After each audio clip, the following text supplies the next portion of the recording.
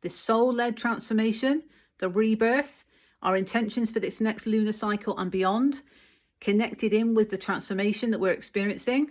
We need to get our mindset aligned with that. And to do that, we need to be honest and real. And that's what that Scorpio energy is calling for. Now, that's not the only exact conjunction in the chart. We've got Venus and Poseidon, both at 16 degrees of Scorpio.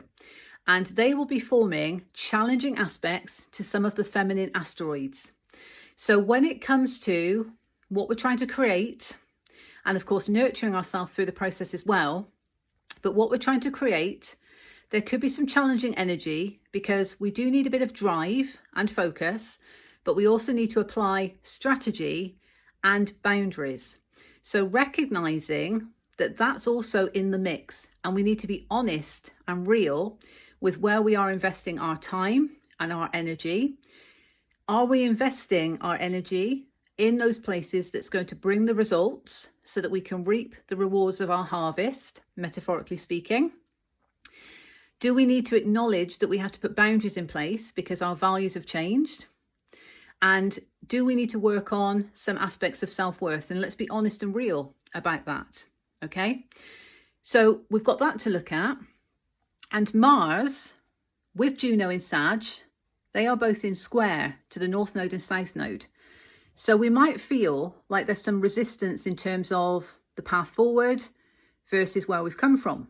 So we might feel a little bit stuck in the middle, being drawn back to the past, but needing to drive forward, and wanting to take the action, but needing to take a pause moment. And that's natural because of the introspection that's happening through all these planetary retrogrades. The energy is slowing down to enable us to take on board what's coming up. It's not to say we still can't take action. Planning and strategy is still action, of course, but this is about committed action. And Sag is reminding us that in order to take that committed action, we need to understand what is coming up for us to learn. What are we discovering? And is that in alignment with our journey, the path that we're on? So we need to look at that as well.